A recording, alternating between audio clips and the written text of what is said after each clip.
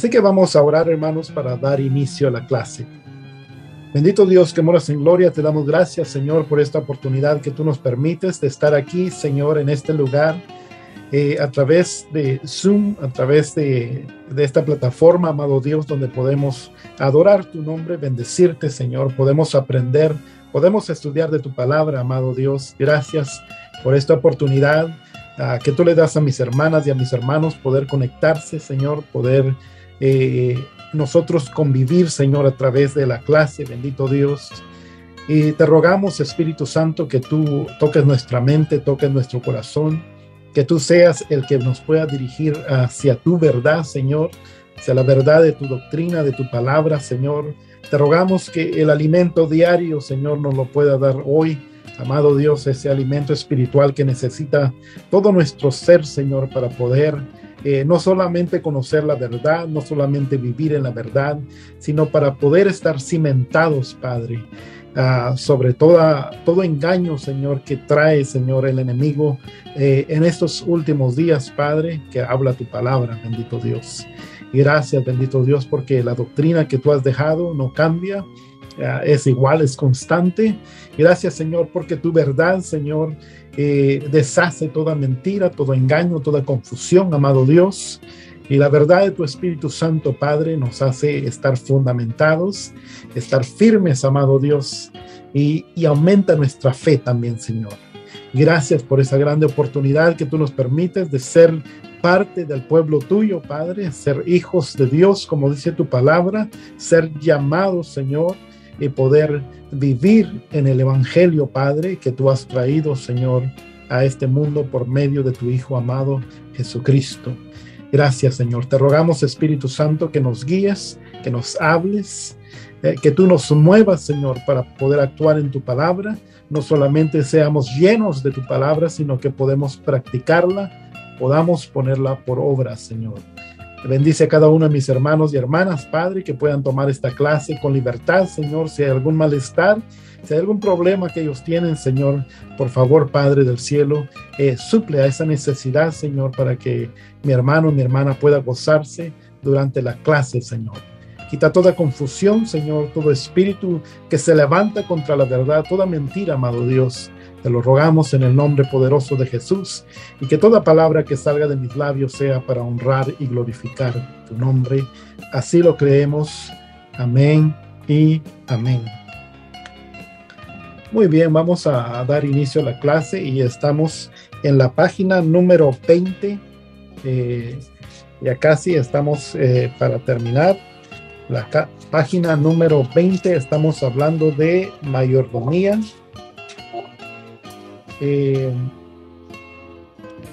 Y estuvimos hablando la vez pasada en la mayordomía, de cómo administrar nuestro tiempo, cómo administrar nuestras fuerzas, cómo administrar nuestras finanzas, cómo administrar todo lo que Dios nos ha dado para poder servirle mejor. Muchas veces cuando se habla de administrar, no se habla de administrar las fuerzas. Y es algo muy importante, es algo muy primordial para un siervo de Dios. Si usted va a ser utilizado por el Señor, que pueda administrar bien su tiempo, que pueda tener un balance entre la iglesia y su familia, no solamente iglesia y no familia, especialmente si es esposo o si es esposa, estar trabajando todo su tiempo en la iglesia y no le da tiempo a su familia, a su esposo, a sus hijos, o viceversa, a su esposa, a sus hijos. Eso no estaría muy bien. Y por el otro lado, muchas personas no quieren comprometerse, no quieren servir al Señor.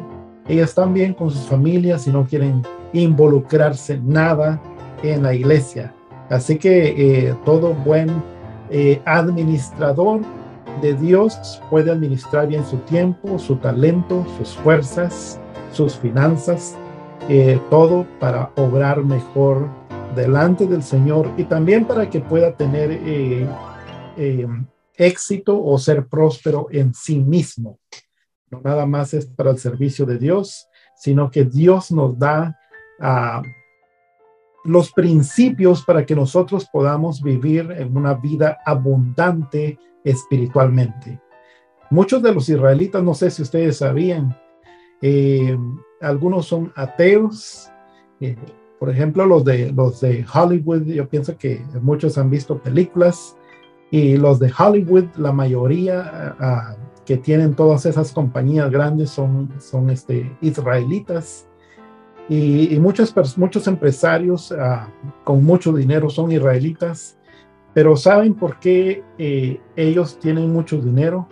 Porque aplican los principios bíblicos para su vida. No estoy diciendo que son evangélicos, por decirlo así. Posiblemente hasta son ateos, pero fueron enseñados en su niñez en los principios bíblicos y pudieron administrar sus finanzas, y ahora tienen mucho dinero porque aplican mucho los principios bíblicos. Entonces nosotros, imagínense nosotros que somos llamados de Dios, nosotros podemos no solamente administrar nuestras finanzas, sino que también nuestro tiempo, nuestro esfuerzo, nuestro talento, etcétera, como ya lo hemos hablado anteriormente. Y así que dice aquí estuvimos hablando del diezmo, y página número 20, el título ahí es diezmos, y luego ya hablamos del primer pasaje y hablamos del segundo pasaje, pero vamos a empezar de aquí del segundo párrafo, donde dice: algunos piensan que nosotros no deberíamos diezmar, ya que esto se había establecido en la ley en el Antiguo Testamento. Levítico 27:30 nos habla de que el diezmo lo pusieron en la ley y no en el Nuevo Testamento. Pero la realidad es que el diezmo comenzó antes de la ley de Moisés, la ley mosaica. Dios lo ordenó en el mismo principio, comenzando con Adán, como ya lo hemos visto en la primera clase del nuevo nacimiento. Ahí a Adán, Dios le dijo: de todo árbol puedes comer, pero del árbol se reservó Dios el árbol del bien y el mal. Es como un principio de algo que se reserva Dios para sí. Dice, Dios lo ordenó en el principio, comenzando con Adán, como ya lo hemos visto, mucho tiempo antes de que le fuese dada la ley a Moisés en el monte de Sinaí. Abraham comprendió que él mismo no era nada más que un mayordomo, un administrador sobre lo que poseía, y dio los diezmos a Melquisedec, sacerdote de Dios Altísimo. Así lo dice Génesis, pero aquí este pasaje que estamos viendo, que están en las notas, es Hebreos, y le voy a decir por qué, porque quiere decir que en el Nuevo Testamento todavía se usaban principios del Antiguo Testamento, y entonces lo recalca bien, lo menciona muy bien Hebreos, dando esta cita. Está hablando en el Nuevo Testamento, está hablando de citas del Antiguo Testamento, que es Hebreos capítulo 7, verso 1 a 3. Y ahorita lo vamos a poner en la pantalla, pero vamos a terminar este párrafo. Luego dice: fue practicado por Abraham más de 400 años antes de que Dios diera la ley. Así que Abraham practicó el diezmo mucho antes que se diezmara, por decirlo así, que se pusiera como ley que hubiera que diezmarse, porque es un principio que lo declara la Biblia. También estuvimos hablando un poquito de Caín y Abel, como ellos ofrendaron.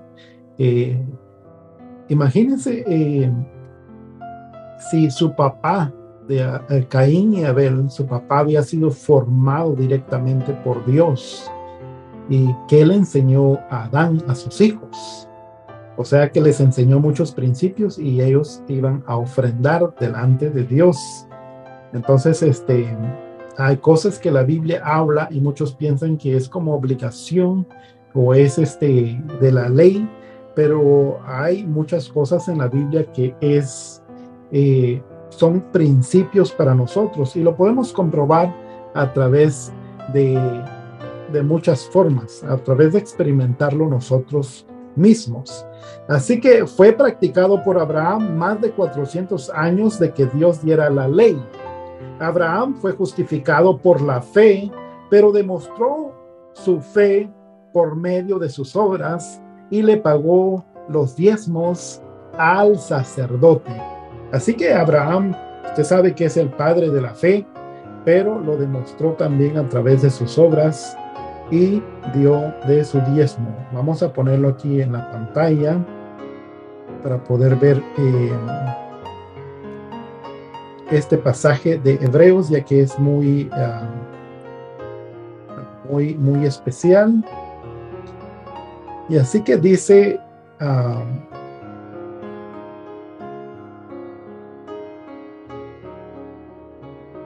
dice aquí, estamos en el tema de mayordomía, y dice Hebreos capítulo 7, verso 1 y verso 2.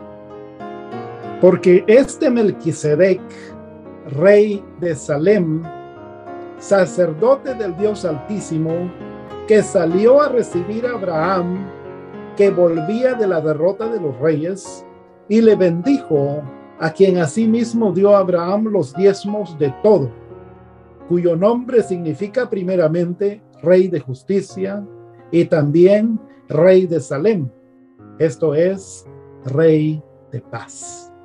Así que cuando Abraham venía de la derrota de estos reyes, no que Abraham había sido derrotado, sino que Abraham había derrotado a los reyes y traía todo el despojo, todas las riquezas que habían poseído a través de esta victoria que tuvo. Se encontró con Melquisedec y le dio todos sus diezmos a este sacerdote. Imagínense, todavía no existían sacerdotes de parte de Dios. ¿Y de dónde salió Melquisedec? Pero eso ya es otro tema muy aparte, que es muy bonito poder estudiarlo, pero debido al tema que estamos estudiando hoy, lo vamos a dejar así. Así que Abraham practicó los diezmos y le dio todo lo que tenía del diezmo a Melquisedec, rey de Salem, sacerdote del Dios Altísimo. Y así sucesivamente los hijos de Abraham, Isaac, Jacob, diezmaron también. Y no vamos a poner todos los versos que dice la Biblia, pero esto es lo que dice. Después dice aquí en las notas, el diezmo no es nuevo ni viejo. Es un principio de Dios siempre vigente. Es un asunto de hoy, así como la palabra de Dios está vigente. El mismo Señor Jesús nos lo mostró en Mateo 7:17, cuando dice, no penséis que he venido para abrogar la ley o a los profetas. No he venido para abrogar, sino para cumplir. Y luego dice Mateo 22:21, dad pues al César lo que es del César y a Dios lo que es de Dios. Así que en el Nuevo Testamento Jesús les dice todavía que había que darle a Dios lo que es de Dios y al César lo que es del César. Y cuando usted ve el contexto de este pasaje, Jesús dice, dadme una moneda. O sea, está hablando de dinero, no está hablando de tiempo, no está hablando de servicio, está hablando de dinero. Dad a César lo que es de César y a Dios lo que es de Dios. Así que si hay algo en las Escrituras que está claramente definido como de Dios, es el diezmo. Primera de Corintios 16:2 dice, cada primer día de la semana, cada uno de nosotros ponga aparte algo según haya prosperado. Así que aquí también vemos el diezmo en la iglesia primitiva, en el Nuevo Testamento. Dice, ponga aparte algo según haya prosperado. Y luego Malaquías 3:10 dice, traed todos los diezmos al alfolí y hay alimento en mi casa y probadme ahora en esto. dice Jehová de los ejércitos, si no os abriré las ventanas de los cielos y derramaré sobre vosotros bendición hasta que sobreabunde. Es muy importante reconocer aquí que el Señor nos bendice espiritualmente y materialmente. Así que cuando nosotros diezmamos, que es un paso de obediencia, como le decía en la clase pasada, si usted, amigo que me ve a través de YouTube, no ha nacido de nuevo y va a una iglesia a visitar, no se preocupe, usted no está obligado a diezmar, no está obligado a ofrendar, no está obligado a dar nada. Sabemos que usted está llegando por primera vez a escuchar la palabra de Dios y eso debería ser su enfoque. Para aquellos que ya conocen la escritura, el diezmo y la ofrenda es un paso de obediencia, no es obligación tampoco, es un paso de obediencia. Como el bautismo en agua es necesario y el bautismo en agua es un paso de obediencia, pero a nadie se le obliga a poder bautizarse. Deberían todas las personas que han nacido de nuevo bautizarse, pero es un paso de obediencia, no se le puede obligar. Lo mismo con el diezmo, no se puede obligar a nadie. Y lo que también debemos saber es de que es reconocer que el Señor nos bendice espiritualmente y materialmente. Cuando nosotros diezmamos, el Señor no solamente nos bendice espiritualmente, sino que también nos bendice materialmente. Dice ahí Malaquías 3:10, el que ya leímos, dice, probadme ahora en esto, si no os abriré las ventanas de los cielos y derramaré sobre vosotros bendición hasta que sobreabunde.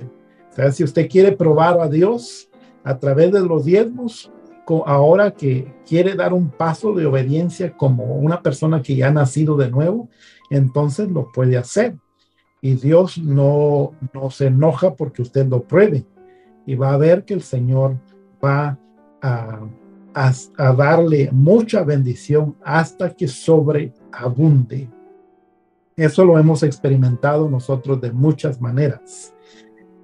Y hay un testimonio, aquí terminamos el tema del diezmo y vamos a entrar al tema de convicción, compromiso y carácter. Pero antes de salir ahí, tengo muchos testimonios acerca de los diezmos y voy a contarles uno. No sé si ustedes, yo pienso que reconocen esta pasta dental que se llama Colgate. Pues esa persona que inventó, por decirlo así, esa pasta dental se llamaba Guillermo Colgate, William Colgate, así se llamaba esta persona. Y él fue bendecido a través de sus diezmos. Venía de una familia, hay muchos testimonios acerca de eso, sobre su biografía. Muchas veces es distorsionada porque no quieren hablar de los diezmos, así que cuando usted ve su biografía, va a ver muchas cosas diferentes y algunos resumen nada más su historia, pero la mayoría sí habla de los diezmos que William Colgate o Guillermo Colgate daba al Señor y cómo fue prosperado por eso. Resulta que él, de parte de su familia, a la edad de 14 años, fue expulsado de su casa. Su papá le dijo, tengo muchos hijos, no puedo mantenerte, somos demasiado pobres, así que lamentablemente tengo que dejarte ir para que tú vayas a hacer tu vida, vayas a conseguir tu trabajo, puedas sustentarte a ti mismo, etcétera, etcétera. Y él, pues con el corazón en la mano, con todo, se le derrumbó todo su mundo porque su propia familia le hizo esto. Y entonces tenía nada más un poquito de dinero, tomó ese dinero y viajó en barco, porque en ese tiempo nada más te podía viajar en barco, y era lo más barato.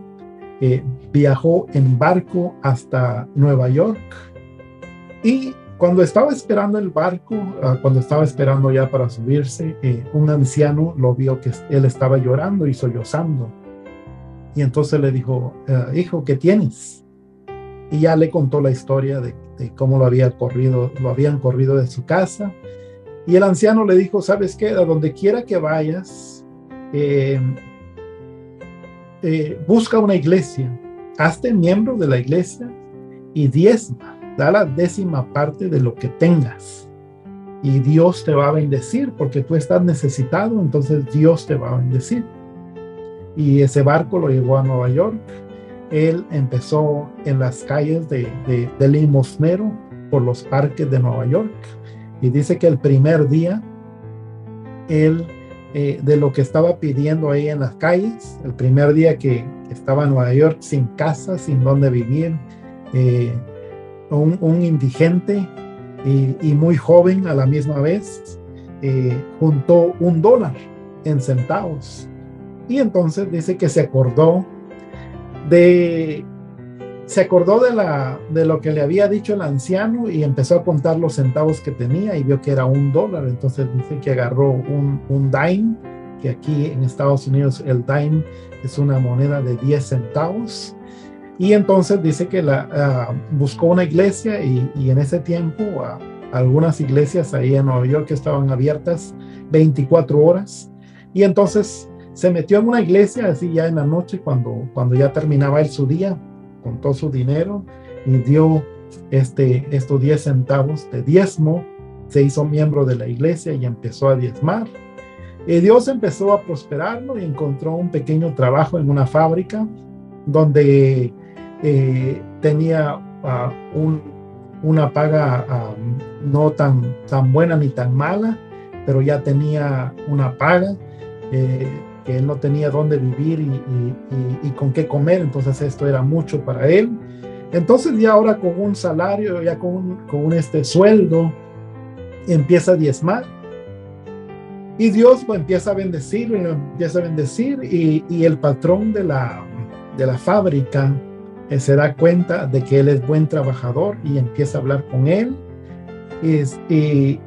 y el patrón se da cuenta de su vida, de su testimonio, por decirlo así, de William Colgate o Guillermo Colgate, y entonces lo asciende a manager y entonces ya recibía más, a un buen salario y ya diezmaba más. Él nunca dejó de diezmar, ya diezmaba más.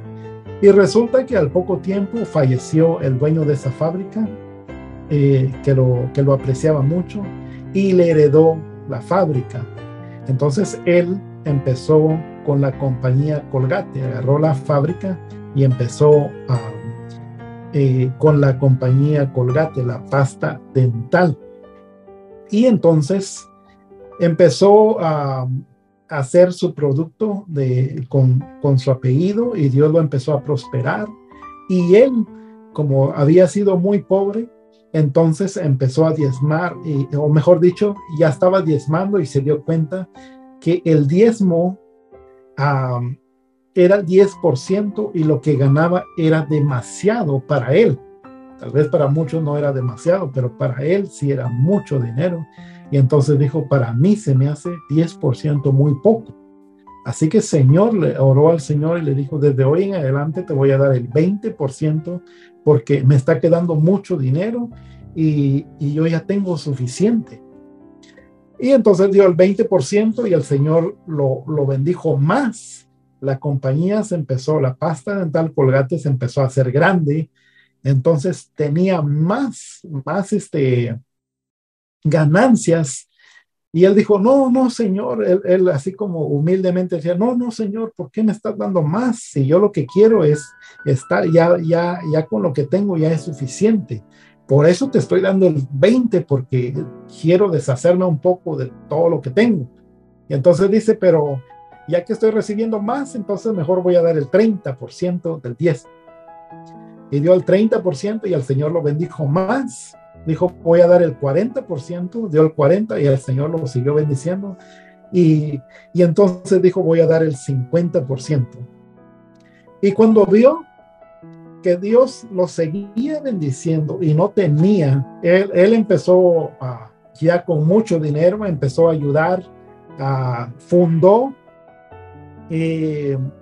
una universidad que lleva su nombre, la universidad esta que ven aquí. Uh, Él la fundó, él empezó como tenía mucho dinero, a hacer muchas obras caritativas, por decirlo así, y fundó esta universidad que todavía está. Y también, no sé si ustedes tengan una Biblia, que su Biblia diga Sociedad Bíblica, pues él también ayudó mucho a que se construyera esta sociedad bíblica que pudiera producir Biblias para muchas personas. Así que cuando él llegó al 50% y empezaba y estaba dando a muchos obra de caridad, como dicen por ahí, a muchas compañías, a muchos indigentes, de muchas maneras, le dijo al Señor: ¿sabes qué, Señor? Tú me has bendecido demasiado que no tengo tanto que hacer con todo lo que he recibido. Entonces le dice: ¿por qué no hacemos algo? Y le dice: ¿por qué no hacemos algo? Y le dice, voy a hacer, como él tenía, obviamente tenía su familia, tenía su esposa y sus hijos.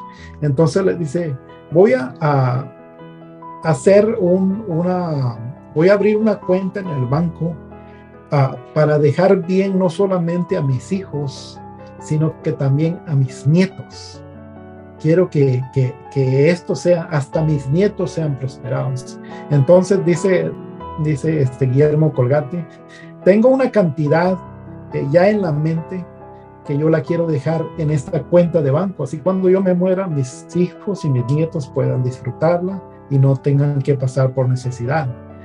Y le dice al Señor, así que Señor, él orándole al Señor, le dice todo esto: tengo la cantidad en mi mente, y cuando tú proveas esa cantidad, entonces ya no voy a diezmar el 50%, sino que voy a dar el 100% de diezmos, porque ya tengo demasiado. Ya nada más mi meta, lo que quiero hacer es de que no solamente mis hijos, sino que mis nietos queden bien. Y así que hizo esa cuenta en el banco. Y cuando eso hizo, Dios lo bendijo tanto que se abrió la otra rama de Colgate, que es Palmolive, y entonces sus ganancias no solamente se doblaron, sino que se triplicaron, y fue mucho sus ganancias para esta persona. Y entonces rápidamente él pensó que años le iba a costar para llegar a la cantidad que había dicho, y rápidamente llegó a la cantidad de una cuenta para sus hijos y para sus nietos, para su familia. Y entonces cuando llegó a esa meta, entonces dijo: bueno, Señor, ya está todo hecho. Voy a dejar eso heredado a mis hijos. Cerró su cuenta y empezó a dar el 100% para el Señor. Así que ese es un testimonio que donde usted quiera, donde usted pueda buscar de Guillermo Colgate o William Colgate, se va a dar cuenta que él fue muy exitoso debido a su diezmo. Y así tenemos muchos testimonios que dar. Yo tengo un testimonio de mí mismo, pero debido al tiempo y como ya les di un testimonio, ya no vamos a hablar más de eso, y lo vamos a dejar. Y así que usted mismo puede probar a Dios, dice la Biblia: probadme ahora en esto, si no os abriré las ventanas de los cielos. Usted lo puede probar. Usted puede decir: Señor, a mí no me queda mucho, yo tengo gran necesidad, pero tu palabra dice que te pruebe, entonces yo necesito más, así que necesito tu bendición y yo quiero probarte ahora en esto. Y usted lo hace y el Señor lo puede bendecir. Así que el Señor no se molesta con eso. Entonces entramos aquí vamos en la página 20 al tema convicción, compromiso y también carácter, pero aquí lo dejamos convicción y compromiso. Dice en las notas: la convicción que tengamos en algo nos llevará a comprometernos en eso. Nadie se compromete si primero no se está convencido en lo que se hace. El compromiso producirá carácter en nosotros para permanecer y realizar nuestras convicciones. El apóstol Pablo habló de convicción que tenía cuando dijo, estando persuadido de esto, que el que comenzó en vosotros la buena obra, la perfeccionará hasta el día de Jesucristo. Estando convencido, estando persuadido, estando en convicción de esto, que el que comenzó en nosotros la buena obra, la perfeccionará hasta el día de Jesucristo. Filipenses 1:6. Así que, ¿por qué hablamos de convicción y compromiso? Les voy a explicar por qué. ¿Y por qué hablamos de ser buenos administradores? Porque en el discipulado ya tenemos ahora la doctrina base de la Biblia, el evangelio verdadero. Todas las clases que hemos tomado, si a usted le faltó una clase, ahí están las clases, los temas en YouTube. Puede volverse a cualquiera que usted falló y poder tomarlos ahí, pero todas las clases están en secuencia. Desde el primero, 1, 2, 3, 4, todo va en secuencia. Y entramos a estos temas de administración, convicción y compromiso, porque si usted, Dios lo llamó a algo, si usted ha permanecido en la iglesia, si usted ha recibido esta doctrina y sabe que es la verdad, déjeme hacerle la pregunta. ¿Está usted convencido? ¿Tiene usted la convicción de que la doctrina que está recibiendo es la verdadera o no? Si usted todavía tiene dudas, entonces sálgase de esa duda, haga preguntas. Esta clase es para que si usted tiene dudas, usted sería el que esté preguntando mucho porque quiere salir de sus dudas. Pero si ya está convencido, si ya está persuadido, si ya sabe, si ya conoce que usted está en la doctrina correcta, ahora, ¿por qué no se compromete? Si usted sabe que en la iglesia donde usted va es una iglesia que predica la sana doctrina, pero usted está sentado, usted no quiere servir, no quiere hacer nada, entonces, ¿por qué no se compromete? Su compromiso revela su convicción. En pocas palabras, si usted me ve que yo estoy sirviendo en la iglesia, usted me puede decir, este hermano Carlos, ¿por qué sirve tanto? Es porque yo estoy persuadido y porque estoy convencido de que yo le estoy sirviendo a Dios y yo lo hago de una manera gozosa, de una manera voluntaria, por lo mismo, porque estoy persuadido y convencido de que estoy en la doctrina correcta. Y eso me lo afirma el Espíritu Santo y me lo afirma la palabra. Entonces, mi compromiso, por decirlo así, cuando usted ve, por ejemplo, estas clases que estamos tomando, usted puede decir, hoy voy a faltar. Y tiene todo el derecho de hacerlo, nadie le va a decir nada. Hay cosas que pasan, hay emergencias, pero usted puede decir, hoy voy a faltar y ya. Pero yo como maestro no puedo decir, bueno, hoy voy a faltar, porque yo soy el que estoy dando la clase. Entonces yo tengo que estar aquí. ¿Por qué? Porque estoy comprometido a servir. No solamente, primeramente estoy comprometido con Dios a poder tratar de dar lo mejor que puedo, la enseñanza o el discipulado, la doctrina básica o el evangelio que Cristo ha dejado. Y entonces usted puede decir, este hermano está muy comprometido con la clase, pero no sería así con la clase, sino que sería comprometido con Dios. Y cuando usted ve mi compromiso, entonces usted puede ver mi convicción. Que no estoy aquí, dicho sea de paso para los que están viendo en YouTube, no estoy aquí porque me están pagando para dar clases. No estoy aquí por obligación, me están obligando a los hermanos, sino que yo gozosamente voluntariamente estoy poniendo mi tiempo para poder dar la clase. Es más, en lugar de pedirles dinero, yo estoy dando dinero porque para tener un mejor servicio en Zoom, estoy pagando la cuenta de Zoom. Entonces es algo donde ustedes pueden ver, el hermano está comprometido en la clase, el hermano está comprometido con Dios y su compromiso me refleja la convicción que él tiene. Ahora vamos con usted, eso sería de mi parte. Ahora con usted,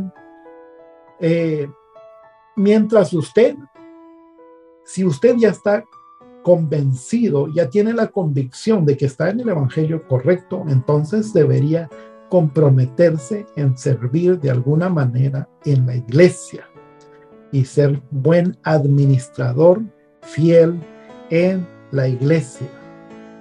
Muchos me preguntan, hermano, ¿cuál será mi llamado? ¿Para qué Dios me habrá llamado? ¿O qué es lo que Dios quiere que yo haga en la iglesia? Pero déjeme decirle que si usted fue llamado a maestro, por ejemplo, maestro de niños, ¿cómo puede comprobar si es un buen maestro o es un mal maestro de niños? ¿Cómo? ¿Cómo puede agarrar experiencia? ¿Cómo puede agarrar carácter de un maestro de niños? ¿Sabe cómo? Enseñándole a niños. Si nunca le enseña a niños, usted me puede decir todo lo que usted quiera de que cómo siente en su corazón, cómo piensa enseñar a niños, pero si nunca ha enseñado, nunca va a tener un carácter, nunca va a tener un desarrollo en esa área. Entonces, ¿cómo va a saber si puede ser un buen maestro de niños? Es enseñándole a niños. Y dicho sea de paso, los niños son muy honestos. Ellos le pueden decir si usted es buen maestro, le pueden decir que no es buen maestro. Ellos son bien honestos y le van a decir, no me gusta lo que dices o no me gusta la clase. Le van a decir así abiertamente y sin vergüenza. Así son los niños, especialmente los niños bien inocentes que son como de 4 o 5 años, que le dicen claramente lo que piensan.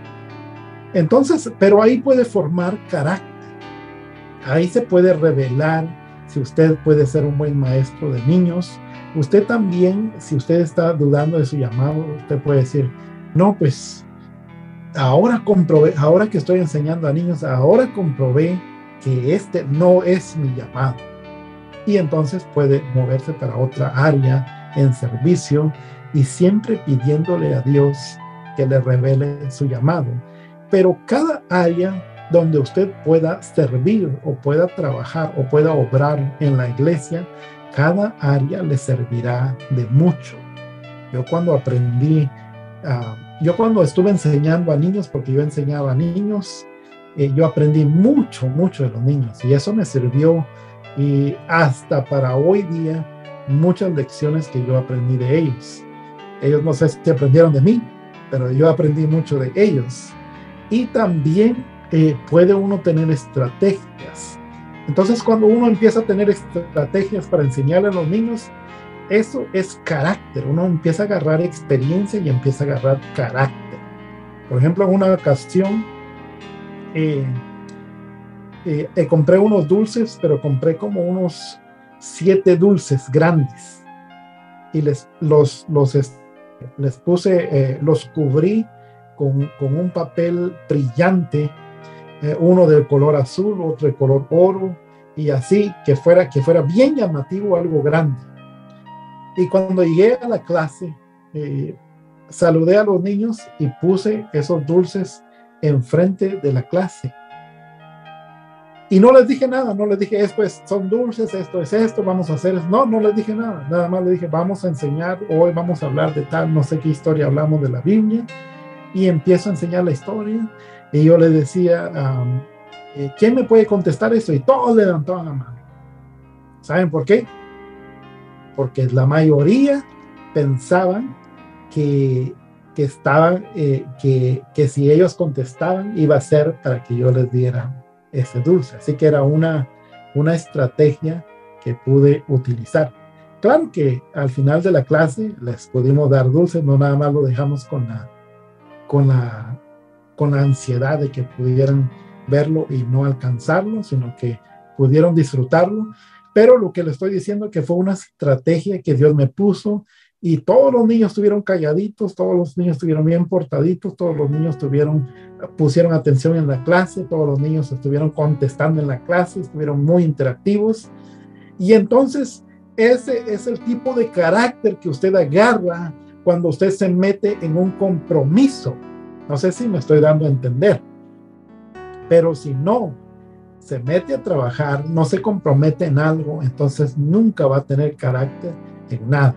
Así que para el ministerio donde Dios lo llame, usted ya puede ir moldeado, porque Dios lo va moldeando a través de las áreas donde usted ayuda en la iglesia. Si usted ayuda en la limpieza, si usted ayuda con los sugieres, si usted ayuda de diversas maneras en la iglesia, el Señor puede moldear su carácter. Y cuando usted descubra su llamado o cuando Dios lo llame específicamente para un ministerio, entonces usted va a estar preparado y esto le va a servir de mucho, va a tener mucho carácter para poder servir. Una de los errores que se hace en la iglesia es de que si yo soy en lo secular, trabajo, vamos a poner un ejemplo, para no decir nombres, en la Walmart. Y yo soy manager de ahí, tengo tantos empleados, y yo no soy cristiano, pero luego alguien me predica el evangelio y llego a nacer de nuevo, y llego a una iglesia. Y entonces, si el líder o mi propia persona dice, bueno, pues yo soy manager, yo tengo tantos empleados, ya tengo experiencia, tengo carácter, así que yo voy a ser líder en la iglesia porque ya tengo experiencia. Eso no funciona así. Lo secular es lo secular y lo espiritual es lo espiritual.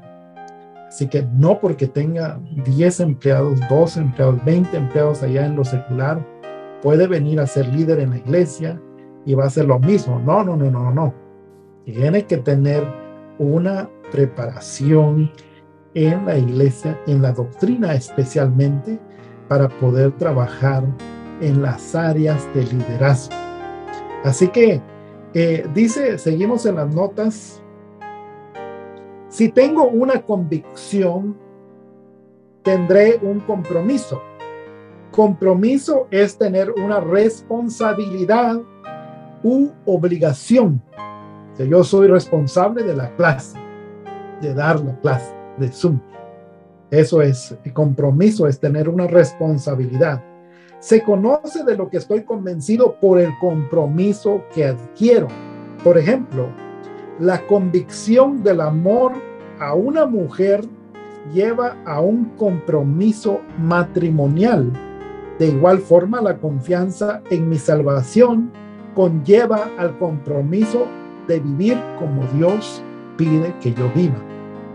Para los hombres, si los hombres tienen su novia o son casados y quieren casarse, ellos se preguntan, bueno, estoy convencido de que esta es la persona con la que quiero estar, o sea, lo que usted quiera decir, con la que amo, o estoy convencido de que esta persona es la que yo amo, entonces me voy a comprometer para un matrimonio. De igual manera, si usted está convencido de que Cristo es su Salvador, de que la doctrina en la que está es la correcta, entonces se va a comprometer en servir al Señor. Y su compromiso va a dar testimonio de su convicción. También sucede así con el servicio a Dios. Si estoy persuadido de la vocación, me comprometeré a servir a Dios. La perseverancia y la persistencia son el resultado del compromiso en algo. Así que muchos se comprometen. También aquí hay otra cosa donde usted puede ver un siervo que no es fiel, un siervo que no es buen administrador, Un siervo que no tiene convicción lo puede ver en la perseverancia y en la persistencia.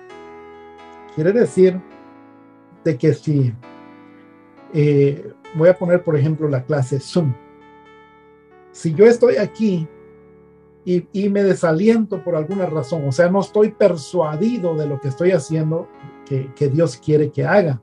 Entonces, como no estoy persuadido, como no tengo convicción, me puedo desalentar y puedo decir, bueno, pues es que los hermanos yo creo que no van a venir, mejor no vamos a hacer clases.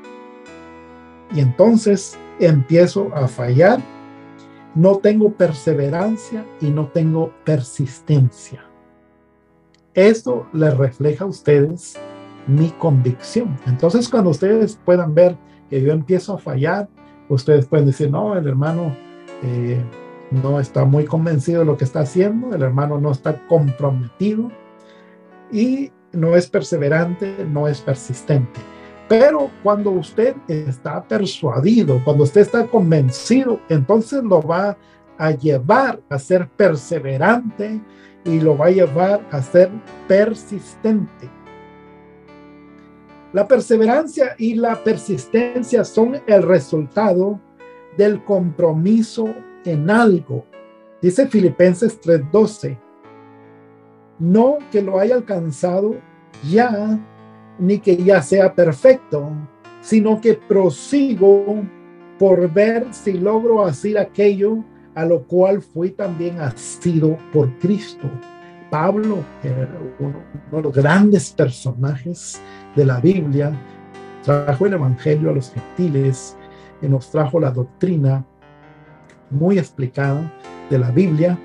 Él dice, no que lo haya alcanzado todo ya. En pocas palabras está diciendo, yo no soy perfecto aún. Todavía estoy agarrando experiencia, todavía estoy siendo moldeado, todavía el Señor trabaja conmigo, todavía tengo que luchar contra el enemigo. Y aún así dice, no que lo haya alcanzado ya, ni que ya sea perfecto, sino que prosigo por ver si logro hacer aquello a lo cual también fui también asido por Cristo Jesús. Entonces dice Pablo, tal vez no estoy perfecto ya, tal vez no lo he alcanzado todo, pero yo sigo persistente, sigo perseverante para ver hasta dónde voy a llegar, hasta dónde puedo llegar en Cristo Jesús. Y así debemos ser nosotros. Nosotros tal vez no somos perfectos, tal vez no lo hemos alcanzado todo, pero podemos servir en la iglesia como siervos de Dios, podemos comprometernos en algo.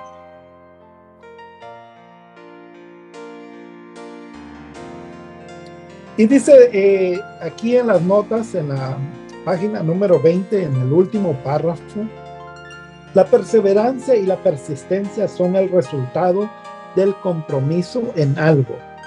Filipenses 3:15 es lo que leímos. Y luego dice, Pablo no era ya quien debía ser, no era perfecto, pero seguía adelante. Para crecer hay que hacer. El premio se encuentra en la meta al terminar la carrera,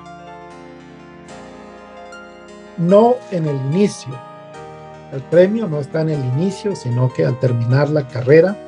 No se llega a la meta sin compromiso. Si no tiene un compromiso para ir a las Olimpiadas, no debe de ir porque nunca va a poder llegar a la meta. Pero si tiene un compromiso, usted quiere llegar a la meta. Tener convicción, compromiso es comenzar algo, continuarlo y concluirlo. No debe dejar las cosas a medias. Si usted es líder de damas, no debe dejar las cosas a medias. Si usted es líder de varones, no debe dejar las cosas a medias. No debe de ser un líder que días es líder y días es como que si ni fuera cristiano a veces. No, entonces eso no es tener compromiso, eso no es tener carácter, eso no es tener convicción. Entonces, uno no puede terminar y mucho menos continuar si no tenemos clara la meta. ¿Tiene usted clara la meta de Cristo? ¿Cuál es su meta?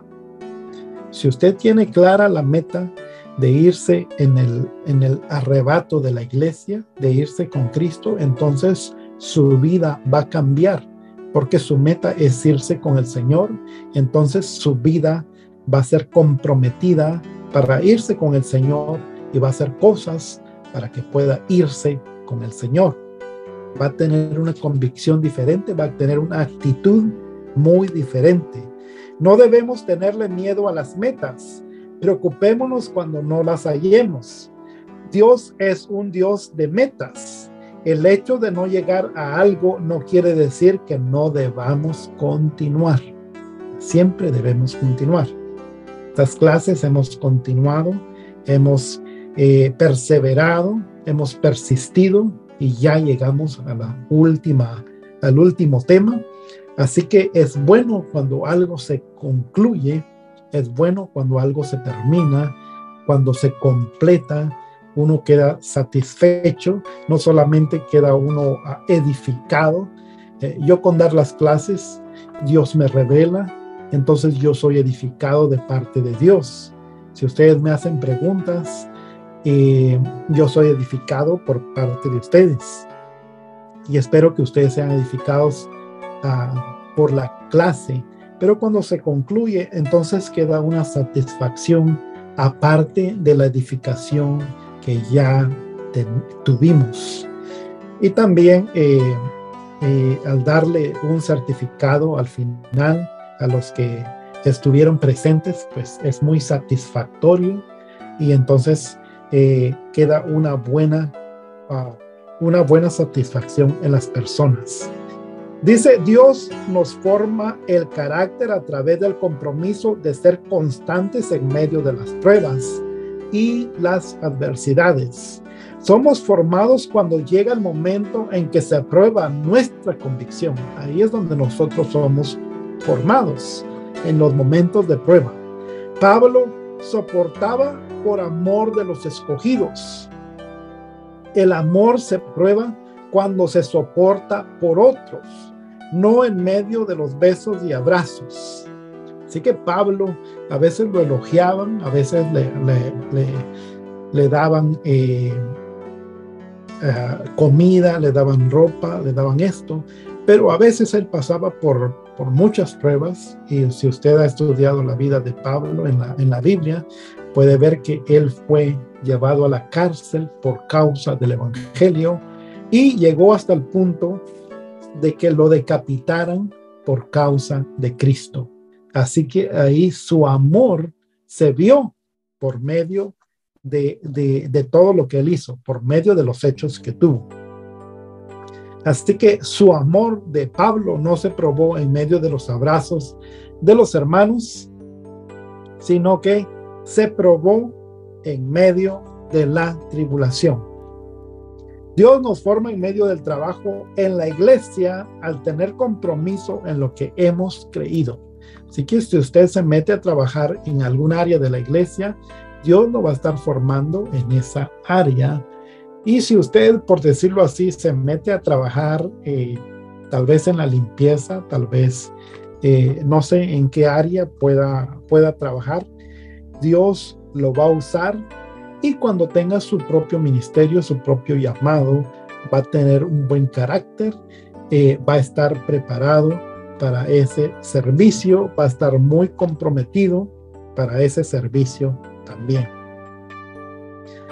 Y por último, el último párrafo de estas notas dice, tener dones y talentos no debe impedir formar el carácter, ni podemos justificarnos detrás de ellos. Ponga mucha atención en esto, porque aquí es donde muchos fallan. El que usted tenga un don, el que usted tenga un talento, no significa que eso debe impedir a que usted forme carácter. Por ejemplo, si usted tiene el don de sanidad y en la iglesia necesiten que usted trabaje en otra área, tal vez de ujier, tal vez de limpieza, tal vez de otra cosa que no sea el don de sanidad. Usted no puede decir, no, yo ya sé mi don y yo no puedo trabajar en otra cosa. No, eso no, el don que Dios le dé no debe impedir que usted forme carácter. Si usted tiene un talento, por ejemplo, el de cantar, el de tocar un instrumento, no debe impedir a que usted forme carácter. No, pues yo soy el músico, a mí ustedes me tienen que respetar y yo no puedo trabajar en ninguna otra área de la iglesia porque yo tengo que estar ahí tocando el instrumento o tengo que estar cantando. Así que yo no puedo hacer limpieza, yo no puedo hacer esto, yo no puedo hacer lo otro. Yo no puedo tal vez ir a los servicios de oración porque yo soy cantante, yo soy músico. No, el don o el talento que usted tenga no tiene que ser un impedimento para formar carácter. Al contrario, si usted tiene un don, si usted tiene un talento y usted empieza a servir al Señor en diferentes áreas, ese don va a ser impulsado.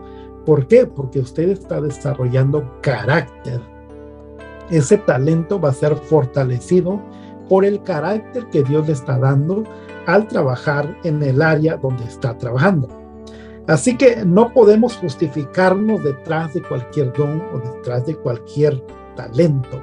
Tener carácter es dar el fruto del Espíritu, y Jesús dijo que no somos conocidos por los dones, sino por los frutos. Los dones son instantáneos, los frutos deben de formarse. Así que es muy importante que usted desarrolle carácter y cuando usted desarrolla carácter, usted va a llevar mucho fruto y los frutos no son instantáneos. Los dones pueden ser instantáneos. El Señor puede venir, el Espíritu Santo puede derramarse en este momento y usted puede recibir el don de lenguas. Pero eso no quiere decir que usted ya tiene el carácter para poder desarrollar el don de lenguas.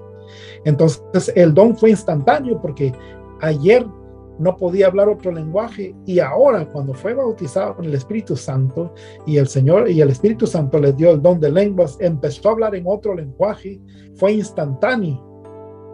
Pero los frutos tienen que ser desarrollados, su carácter tiene que desarrollarse. Entonces, el carácter, el fruto no es instantáneo. Y la Biblia dice muy bien que nosotros somos conocidos, dice, por sus frutos lo conoceréis. No dice por sus dones lo conoceréis. Tampoco dice por su carácter lo conoceréis. Así que si a mí me dice alguien, no, pero es que esta persona es líder en la iglesia, imagínense qué tan alto está de Dios. No, yo no voy a creer en eso. A mí no me importa que sea líder. Yo voy a ver su fruto. ¿Cuál es el fruto que da? Cuando yo veo que una persona da fruto, entonces yo puedo decir, wow, esta persona debe ser una persona con mucho carácter, una persona que tiene mucha experiencia en Dios de la forma que habla. Me recuerdo la iglesia donde yo iba antes, la esposa del pastor.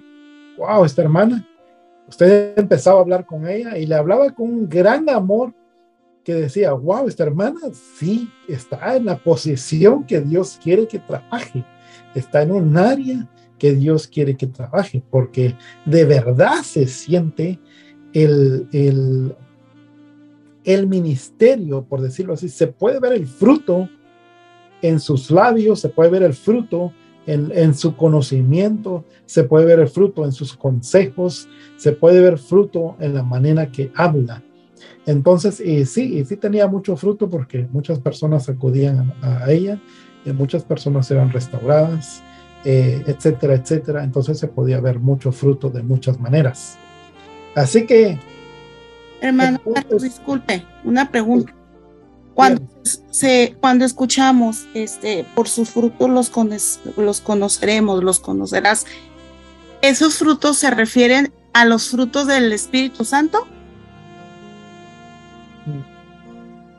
Sí, esa es buena pregunta porque deberíamos todos tener ya desarrollados o tener los frutos del Espíritu Santo, pero no todos lo tienen. Y no solamente se refieren a, si la Biblia dijera, por sus frutos del Espíritu Santo los conoceréis, entonces está especificando, pero la Biblia lo dice en manera general o en manera abierta, dice nada más, por sus frutos los conoceréis.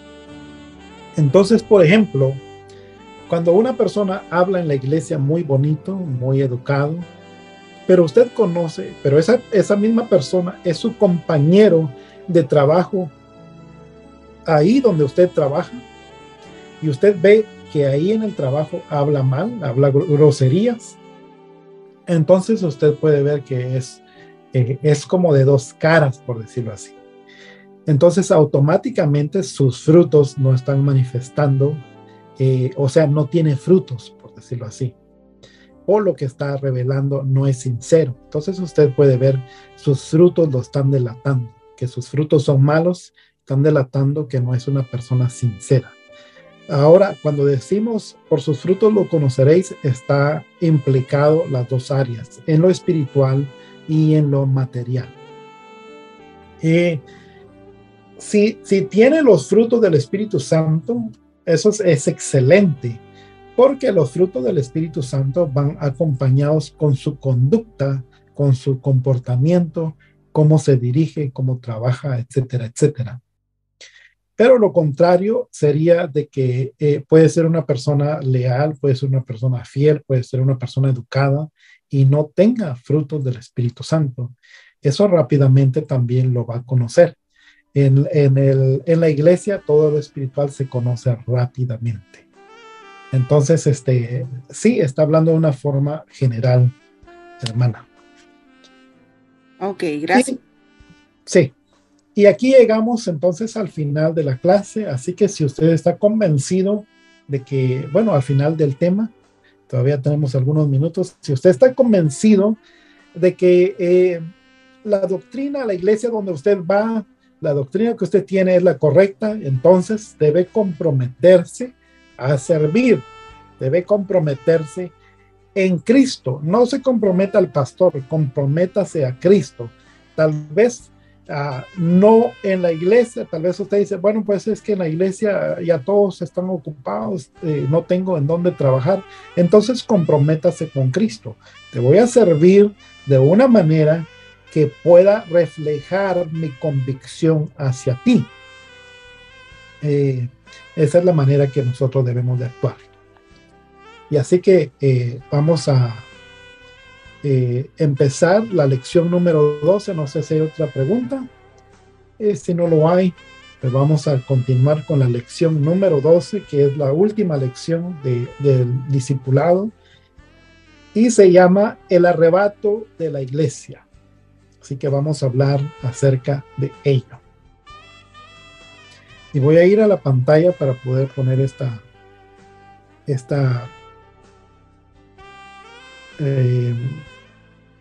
texto bíblico para que yo sé que los que tienen las notas pueden ver los textos bíblicos, pero los que nos ven por internet o por YouTube a veces no conocen la Biblia, en dónde están los pasajes, y pues los queremos ayudar a través de lo visual. Así que dice el arrebato de la iglesia. Dice la Biblia en Primera de Tesalonicenses capítulo 4, y vamos a leerlo desde el verso 14 hasta el 18. Dice, porque si creemos que Jesús murió y resucitó, así también traerá Dios con Jesús a los que durmieron en él. Por lo cual os decimos esto en palabra del Señor, que nosotros que vivimos, que habremos quedado hasta la venida del Señor, no precederemos a los que durmieron, porque el Señor mismo, con voz de mando, con voz de arcángel y con trompeta de Dios, descenderá del cielo, y los muertos en Cristo resucitarán primero. Luego nosotros, los que vivimos, los que hayamos quedado, seremos arrebatados. Fíjese, esta palabra está en la Biblia. Arrebatados. Seremos arrebatados juntamente con ellos en las nubes para recibir al Señor en el aire. Esto también es muy importante. Para recibir al Señor, no aquí en la tierra, en el aire. Y así estaremos siempre con el Señor. Por tanto, alentados los unos a los otros con estas palabras. Así que dice las notas, ¿qué significa rapto? El tema es el arrebato de la iglesia, pero en la iglesia se usa mucho la palabra rapto. Y muchos piensan que la palabra rapto no, mejor dicho, que la doctrina del rapto no existe porque la palabra rapto no se encuentra en la Biblia, pero sí se encuentra la palabra arrebato o arrebatados. Y rapto es una derivación de esta palabra. Rapto significa o es de la palabra, viene de la palabra griego arrebato, y la palabra griega es arpazo, que significa quitar, remover. En el Nuevo Testamento se encuentra como 18 veces esta palabra. Así que no nada más lo dice una o dos veces, sino que lo dice como 18 veces.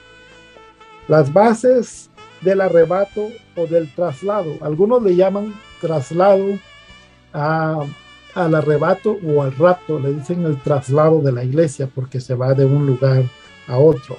Juan capítulo 14, verso 1 al 3, dice de la siguiente manera: no se turbe vuestro corazón, creéis en Dios, creed también en mí. En la casa de mi Padre muchas moradas hay. Si así no fuera, yo os lo hubiera dicho. Voy pues a preparar lugar para vosotros. Y si me fuere y preparar el lugar, vendré otra vez y os tomaré a mí mismo, para que donde yo estoy, vosotros también estéis. Así que en la Biblia estamos viendo el fundamento o las bases o los textos que dicen del arrebato. Entonces estos textos nos dan el fundamento de que sí existe el rapto en la Biblia o existe el arrebatamiento. Para que usted no crea que nada más usamos un texto, usamos varios. Y en este pasaje de Juan lo dice claramente. Dice, no se turbe vuestro corazón, creéis en Dios. Aquí está hablando Jesús. Jesús está diciendo estas palabras. Y dice, creéis en Dios, creed también en mí. Y luego dice Jesús, en la casa de mi Padre muchas moradas hay. Si así no fuera, yo os lo hubiera dicho. Voy pues a preparar lugar para vosotros. Y si me fuere, ahora déjenme preguntarle, ¿usted cree que Jesús se fue? La respuesta es sí. Después de que Él resucitó, Él ascendió al Padre. Si usted no lo ha leído, lea Hechos capítulo 1. Ahí está. Ahí dice que todos lo estuvieron viendo cuando Él se fue y desapareció en unas nubes. Así que dice, y si me fuere, que ya se fue, os prepararé lugar. Y luego dice, vendré otra vez. Quiere decir que Jesús va a regresar. Y os tomaré a mí mismo. O sea, nos va a llevar con Él. Para que donde yo estoy, vosotros también estéis. Así que la Biblia dice que va a venir y nos va a llevar con Él para que donde Él esté, nosotros también estemos. Entonces esas son las bases del arrebato de la iglesia. Y dice Primera de Corintios capítulo 15 versos 51 al 54, dice de la siguiente manera.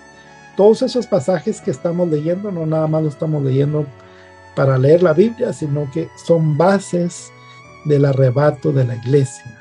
Ahí habla de el rapto de la iglesia, o el arrebato, o el traslado, como usted quiera llamarlo, pero es bíblico y ahí está. Dice Primera de Corintios capítulo 15, versos 51 al 54. He aquí os digo un misterio. Antes era muy misterioso este tema, pero Pablo se metió mucho con el Señor y Pablo nos revela mucha doctrina, habla de mucho en la Biblia y dice Pablo, he aquí os digo un misterio, no todos dormiremos, pero todos seremos transformados en un momento, en un abrir y cerrar de ojos, a la final trompeta, porque se tocará la trompeta y los muertos serán resucitados incorruptibles y nosotros seremos transformados, porque es necesario que esto corruptible se vista de incorrupción y esto mortal se vista de inmortalidad. Y cuando esto corruptible se haya vestido de incorrupción y esto mortal se haya vestido de inmortalidad, entonces se cumplirá la palabra que está escrita: sorbida es la muerte en victoria. Este es un pasaje muy, muy específico, muy detallado y muy importante y muy precioso para nosotros. ¿Cómo ocurrirá el rapto? Ya sabemos que la Biblia nos dice que Cristo, si se va, Él promete venir. Aquí en Juan ya vimos eso y sí se fue. Solo estamos esperando su venida. Y sé cuando venga, entonces los llevaré a mí mismo. O sea, nos llevará para que donde yo estoy, vosotros también estéis. Y entonces, ¿cómo sucederá? ¿Cómo usted se pone a pensar que va a pasar si usted ahorita, por decirlo así, se cree incapaz de poder entrar al cielo? Tal vez usted dice que tiene muchas fallas, pero ha nacido de nuevo y está haciendo lo mejor y le ha pedido perdón a Cristo por sus pecados. ¿Y cómo sucederá entonces el rapto de la iglesia? Aquí Primera de Corintios nos especifica muy bien que dice, primero dice, les digo un misterio, dice Pablo, no todos dormiremos. En pocas palabras, no todos los cristianos van a morir. O sea que el rapto puede suceder en cualquier momento, puede suceder cuando nosotros todavía estamos vivos. Dice, no todos dormiremos, pero todos seremos transformados.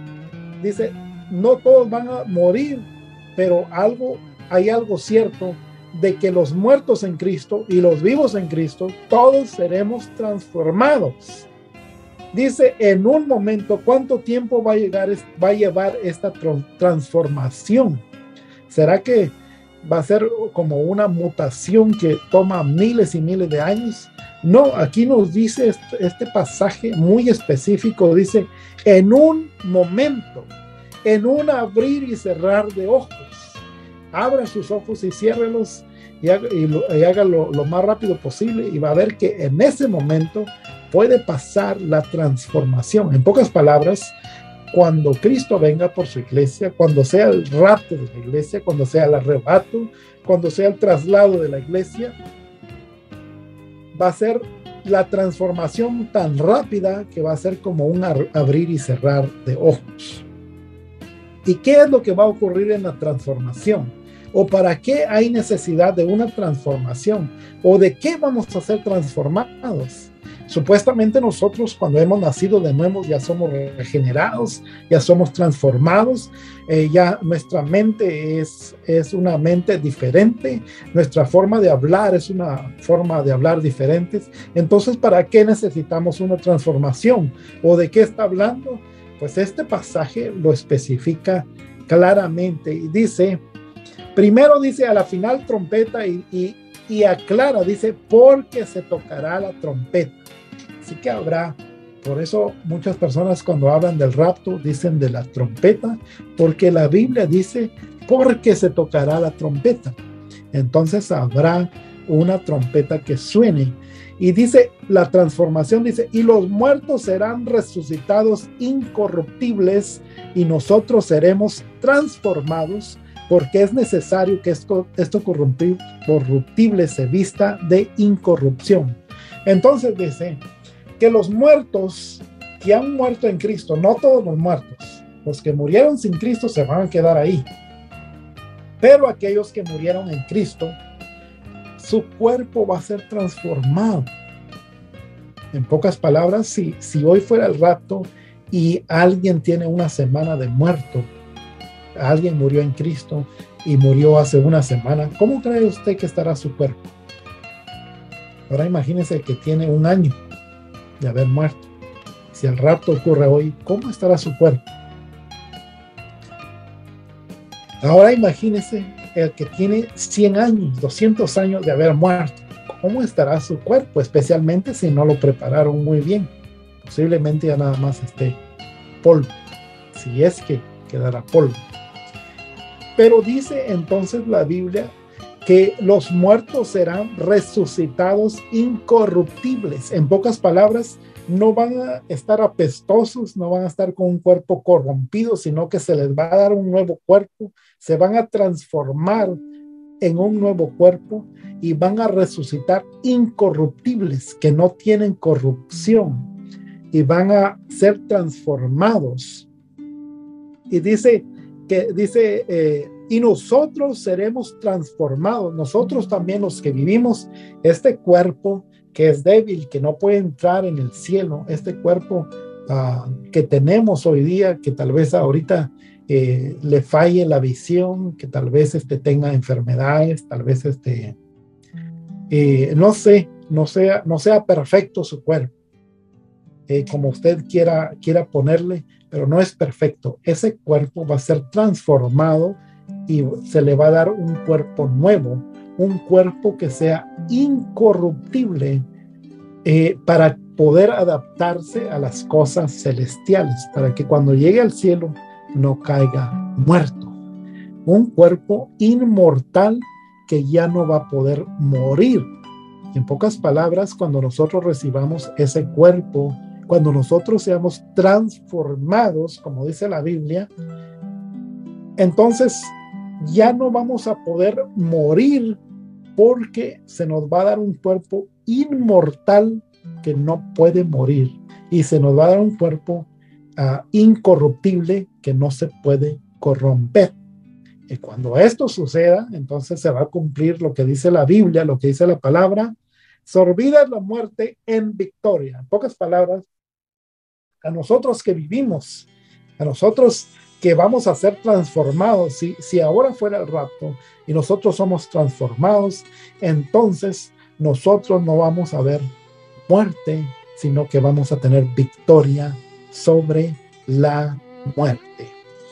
Así que esto es muy, muy interesante. Recuérdese si tiene preguntas, porque esto es muy difícil de digerir rápidamente, entonces las puede hacer. Y dice 1 Tesalonicenses 1:10: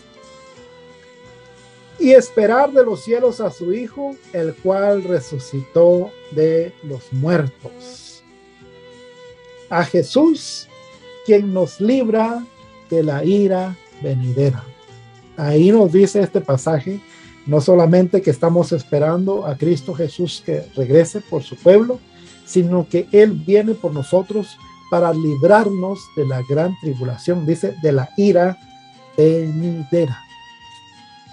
Y luego dice 1 Timoteo, aquí también este pasaje que leímos de 1 Tesalonicenses 1:10, también lo puede utilizar para afirmar que la iglesia no pasará en la gran tribulación, como muchos lo dicen.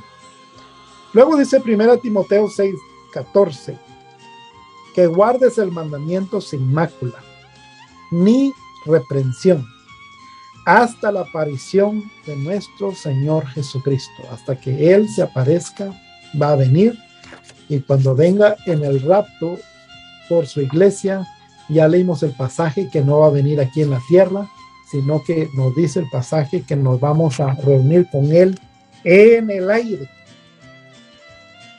en el aire. Así que muchos piensan, y esto es muy importante que dicen el aire, porque muchos dicen, no, es que la doctrina del rapto no existe, porque en la Biblia hay una segunda venida, y si hay un rapto, entonces hay tres venidas. No hay segunda venida, sino que serían tres. Pero en el rapto no va a llegar a la tierra. Va a venir, eh, va a venir Jesús en el aire, y la iglesia de la tierra con los muertos se va a levantar, se va a encontrar con Jesús en el aire, y de ahí el Señor lo va a tomar y se lo va a llevar a donde Él tenga preparado, porque dice Juan, voy pues a preparar lugar para vosotros. Entonces Él va a llevarnos al lugar que tenga preparado para la iglesia. Así que creo que vamos a dejarlo aquí y vamos a ver un video para que usted tenga un video. Me gustan esos videos que son como animados, para nada más darle una idea de cómo va a suceder el rapto, para que usted tenga una idea. No sé si ya les conté el testimonio de que yo tuve una visión del rapto, y si no les he contado, entonces después me dicen para que en la próxima clase pueda contarlo, o tal vez no me puedan decir en la clase, pero me pueden mandar un mensaje. Les puedo contar la experiencia que yo tuve del rapto, una visión que el Señor me dio. Así que vamos a ver un video. Déjenme compartir la imagen para poder irnos al video.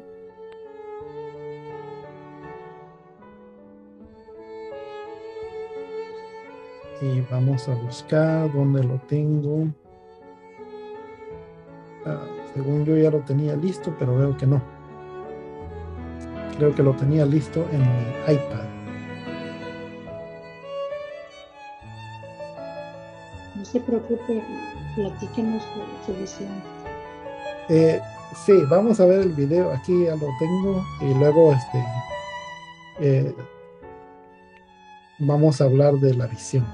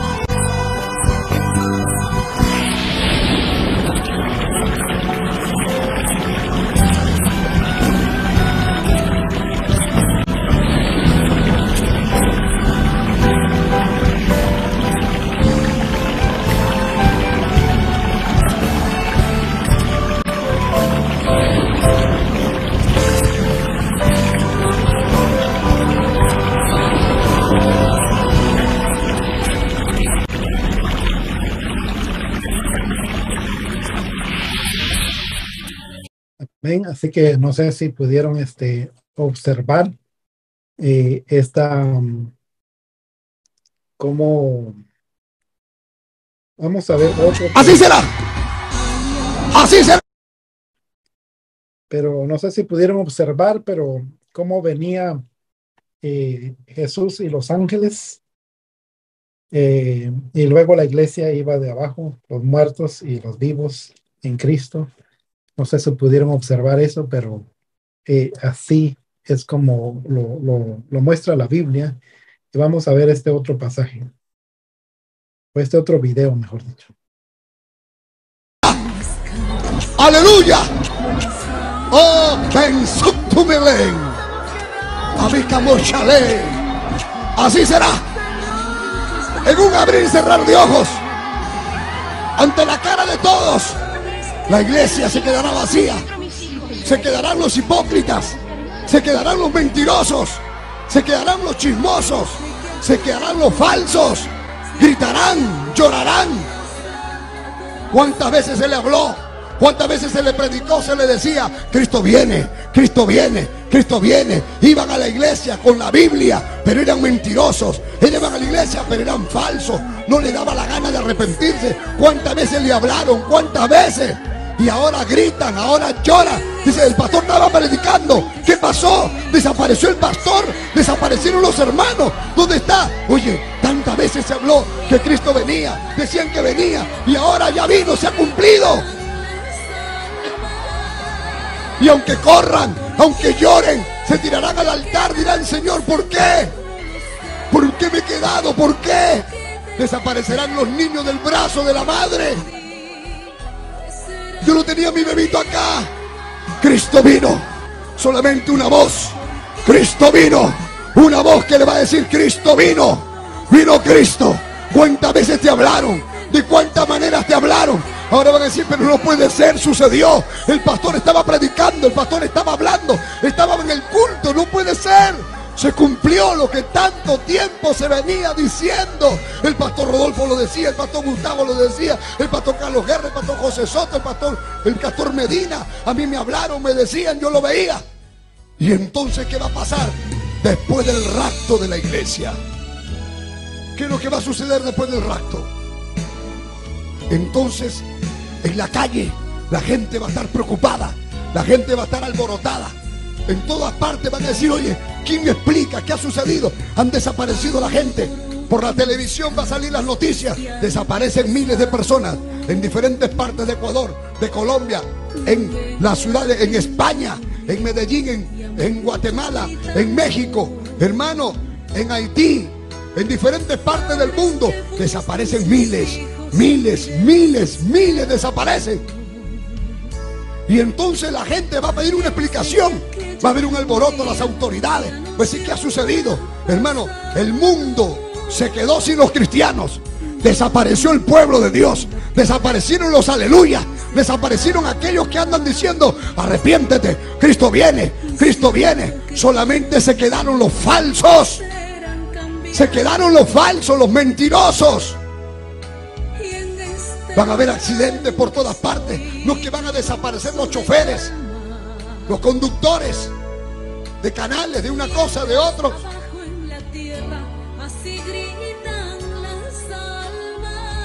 El piloto del avión se quedó sin piloto el avión, se quedó sin piloto el helicóptero y se vino abajo. La desgracia, el dolor. Para ese momento se acabaron las campañas, se acabó la evangelización, y entonces también se cumplirá que los muertos resucitarán primero. Este hombre, su papá, lo acababa de enterrar. Su papá había sido cristiano. Su papá le decía: yo me muero, pero voy a resucitar si Cristo viene. Y entonces él decía: la gente ha desaparecido, pero yo voy a ver si es verdad. Mi papá lo acabo de enterrar, lo he enterrado con su Biblia, y si él ha desaparecido, entonces yo voy a creer. Se fue del cementerio, se dio el trabajo de sacar la tierra, pero dijo: si mi papá no está aquí, es porque ha resucitado, es porque ya no está. Y levanta la tapa, hermano, del cajón, y se da cuenta con una maravillosa realidad que los muertos en Cristo resucitarán primero. Dice, no está el cuerpo, no está el cuerpo de mi Padre, también resucitó. Desaparecieron y resucitó. Y entonces saca la Biblia y ahí se da cuenta que dice, todo aquel que vive y cree en mí, yo le doy vida eterna. Es un poquito fuerte, pero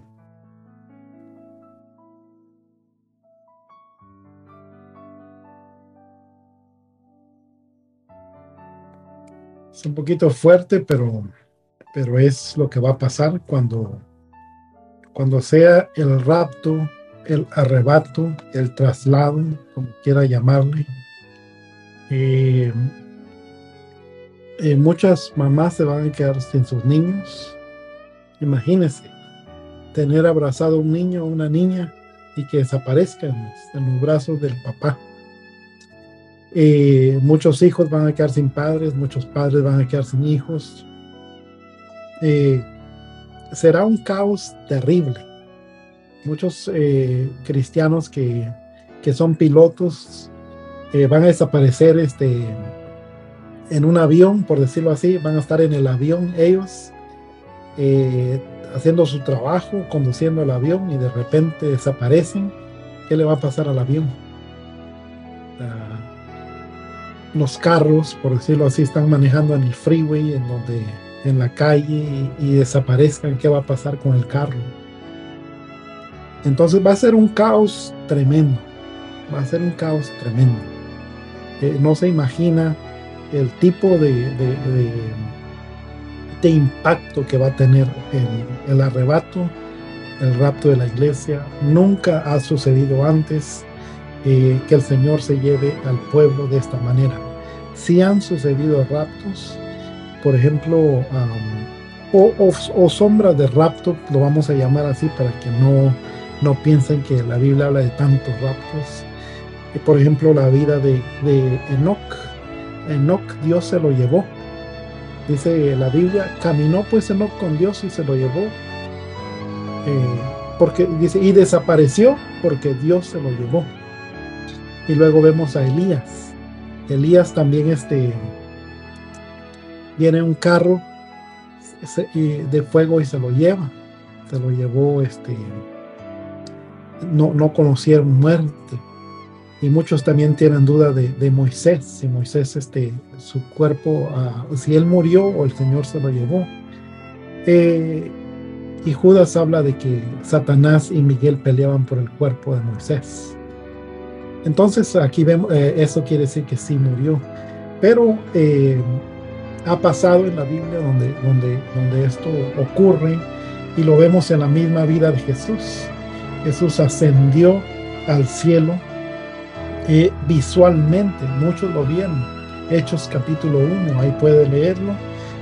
Y cuando él subió, dice que unas nubes lo empezaron a cubrir y se aparecieron dos ángeles a su alrededor y le dijeron a las personas que lo estaban viendo, había muchos testigos, le dijeron los ángeles, dicen, varones galileos, ¿por qué miran hacia el cielo?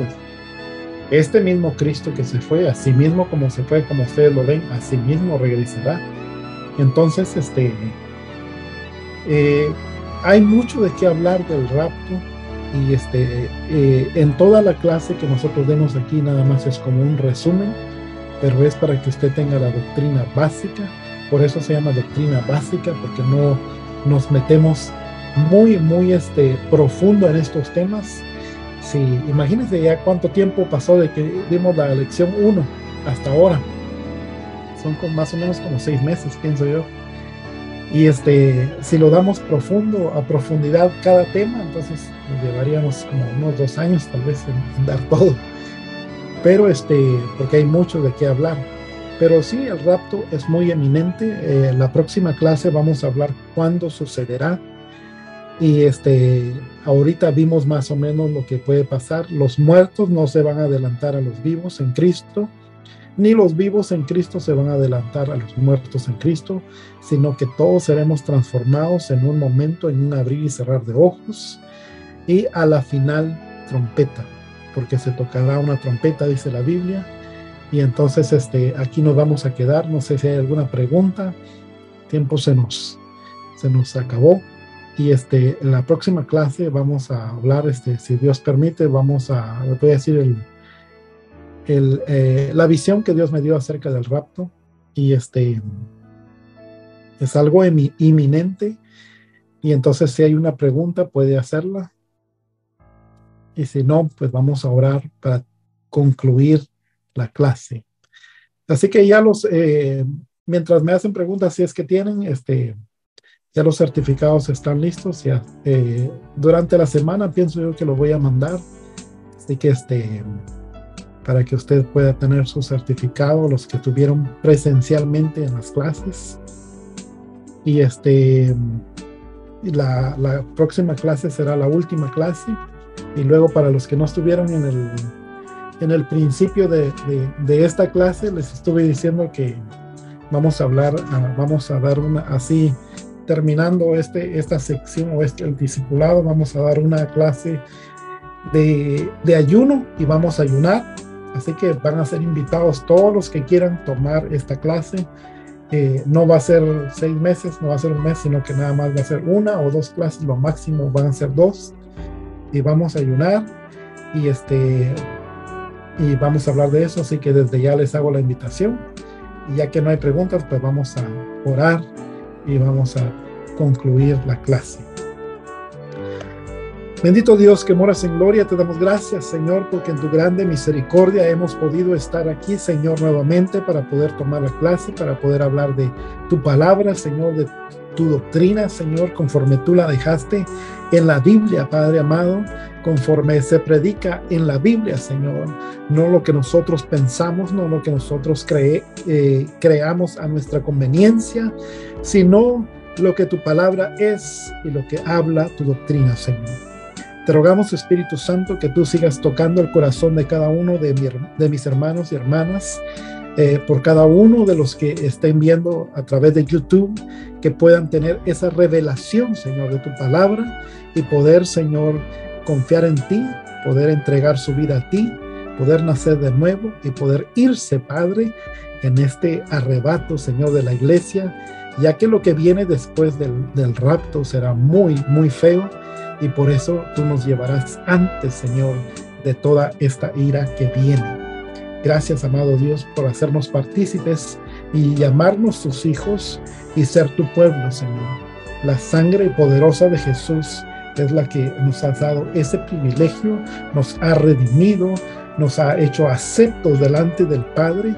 No es por nuestra obra, no es por algo que nosotros podamos hacer, no es por nuestra persona, Señor, sino que es por tu misericordia y es por el gran sacrificio que Cristo Jesús hizo en la cruz del Calvario.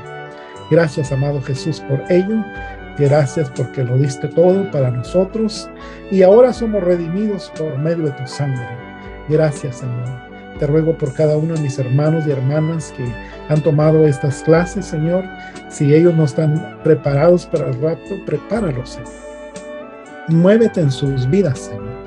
Satúralos con tu Espíritu Santo, Padre. Llénanos, Señor. Llénalos de esta llenura espiritual, amado Dios. Dales sueños, dales visiones, Señor. Háblale, Señor, al oído, Padre. Háblale a su corazón, a su mente, bendito Dios, para que puedan, Señor, ser cimentados, ser fortalecidos, Señor, en la doctrina de tu palabra. Gracias por todo lo que tú haces por nosotros, Señor. Si hay alguna petición de mis hermanos, Padre, la ponemos en tus manos, amado Dios, para que tú puedas proveer hacia esa necesidad, Señor, hacia lo que mi hermano desea, Padre, en el nombre poderoso de Jesús. Te ruego que tú bendigas cada familia, Señor, representada a través de mi hermana y mi hermano, por sus finanzas, por sus trabajos, Señor, por sus familias, por su salud, amado Dios, por su provisión, Padre, que nunca falte la provisión que viene de lo alto, Señor, sobre cada uno de mis hermanos. Y ahora, Padre, quédate con nosotros, tu presencia, Señor, nos acompañe, Padre, no solamente a través de esta noche, Señor, sino que en el transcurso de la semana. Gracias por todas tus misericordias, Señor. Son nuevas cada mañana. En el nombre poderoso de Jesús, así lo creemos. Amén y amén. Así que el Señor les bendiga, hermanas y hermanos. Y gracias a Dios porque nos permite esta clase. Y nos vemos el próximo lunes, si Dios quiere. Bendiga, hermano. Gracias. Gracias, hermano. Bendiciones. Gracias. Dios les bendiga a todos mis hermanitos. Sí, Dios lo bendiga, hermano. Gracias. Saludos a todos. Gracias. Gracias, hermano. Bendiciones.